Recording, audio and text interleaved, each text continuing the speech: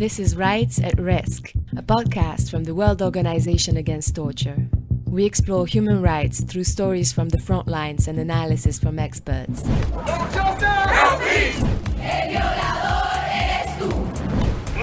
human being is illegal.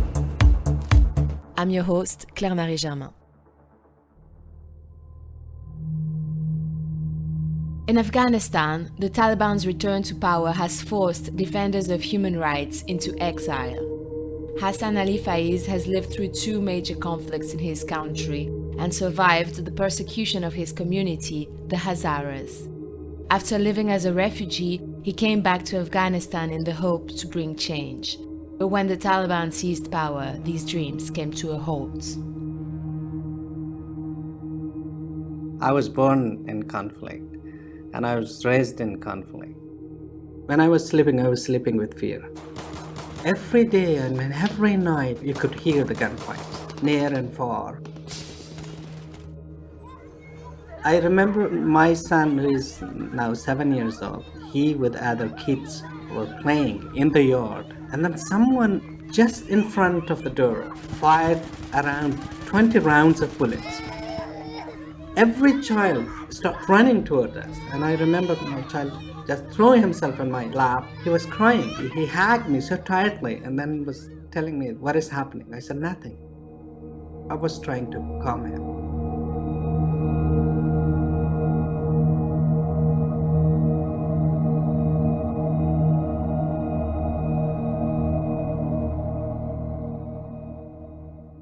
Conflicts creates its own narrative and its own culture. That is the culture of being harsh. I belong to Hazara marginalized community. That is the community that has been discriminated throughout the history. Over 60% of the population has been massacred, enslaved, and displaced to other countries by the dominant ethnic group that has been ruling the country from 1747 until now, until the Taliban. We were claiming our rights and they started to persecute us.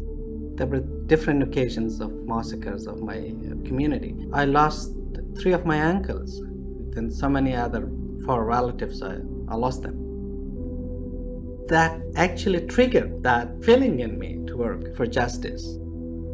The whole career of mine has been a human rights career. I think that was mid-2017 that I was appointed as a member of the Anti-Torture High Commission. We used to go to different detention facilities, we used to go to different prisons, and we were seeing and meeting prisoners. Among them, the commanders and the soldiers of the Taliban. I remember we rescued a woman who happened to be a fiancée of a Taliban soldier. She was the victim of domestic violence. She was really beaten up.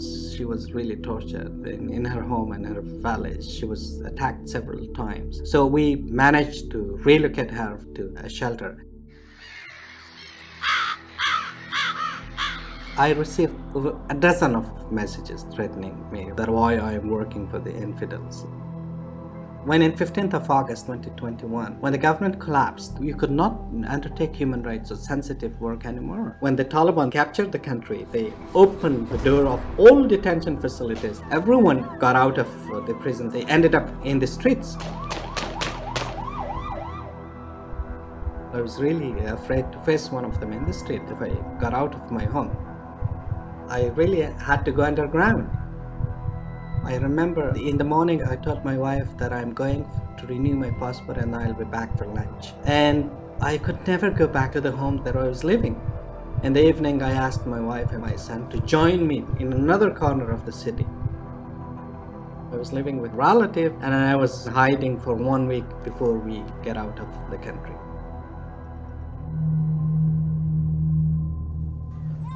When I was living with a relative, that was I think around 11 o'clock, some children who were playing in the street, they ran and rushed toward us and said that the Taliban are there searching the homes. And a female member of the relative went and just opened the door and she saw that there were 2 vehicles in front of the home and the soldiers were inside the home.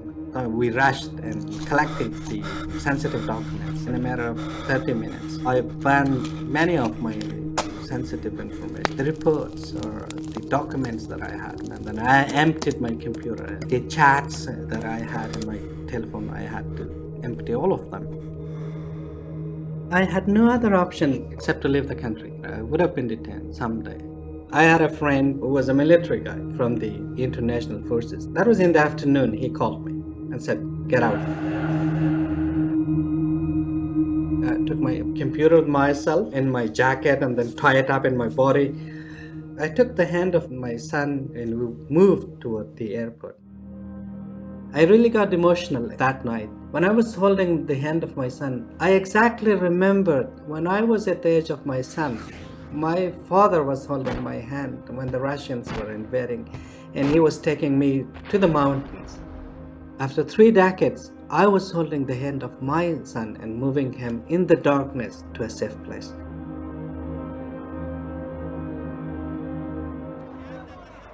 When we reached the airport, it was dark. It was night, and there was no electricity, and people were moving in the darkness. There were thousands and thousands of people. There was so huge crowd was there. There was a big canal, that sewage canal. We stayed on the bank of that canal throughout the night. The morning, we slowly moved close to that canal. My wife and my son, twice they fell, and I was really afraid if they get caught up in this stampede. Children, they died as a result of a stampede.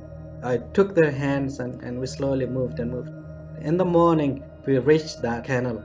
I took my son, I put him on my shoulders, and then my wife, we threw ourselves into that canal that was 1 meter deep. We were sad that we have to get closer to the British soldiers. We had with ourselves an Irish flag, and then we shot the flag and they waved their hands and asked us to go closer to them. We were really afraid of missing that opportunity. We had to throw ourselves into that sewage canal.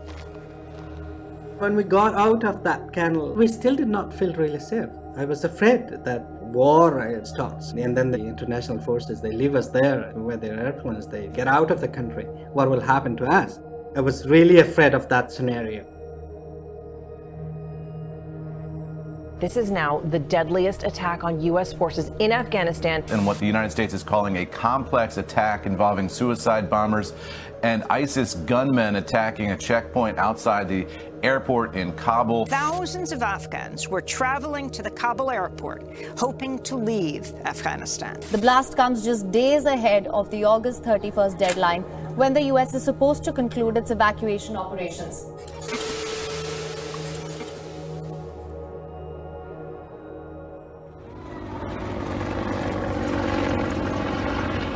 That incident happened 2 days after we got out of that place, where that explosion killed 13 American soldiers and 200 Afghan civilians. When we reached Doha, Qatar, we stayed in the American camps. I was really relieved. Despite the difficulties, 1,200 people who were living in one tent. The bathrooms were so much limited and we could not really wash ourselves. And then after 5 days, when we moved to Germany, to Ramstein camp, there in the camp, after 10 days or 8 days, we could manage to wash ourselves. People from the Irish consulate picked us. We flew to Ireland.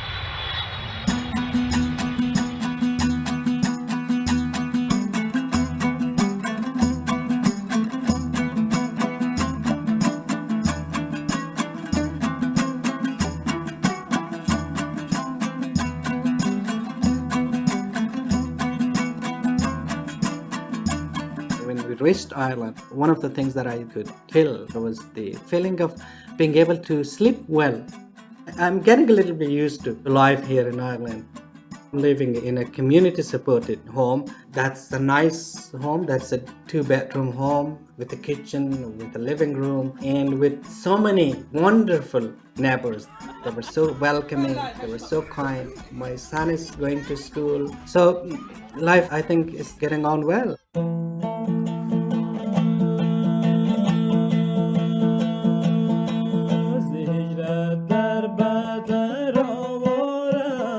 One thing that I will certainly ask my child is not to forget his language. We speak Persian or Farsi. I am in love with the language. It's a very sweet language. I will try to teach him. I would certainly tell him about my experience in my life, my experience in Afghanistan. We have some positive traditions and some negatives. So I will tell him about the positive and negative things, and I would encourage him to adopt those positive traditions.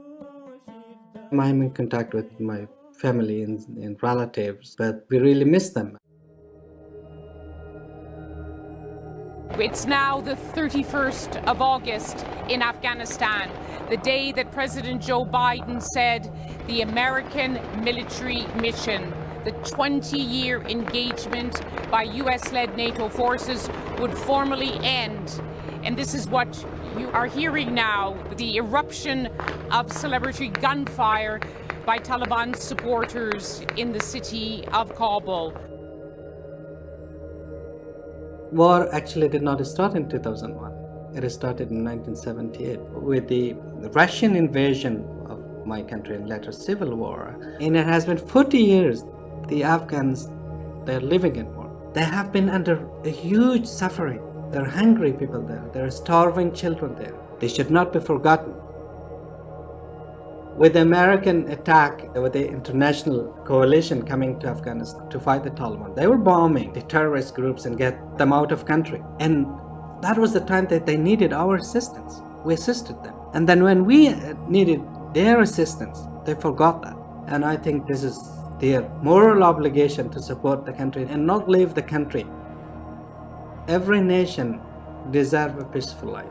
Afghan people, they really deserve a better life, a life in a peaceful Afghanistan. That's my ultimate wish for my country.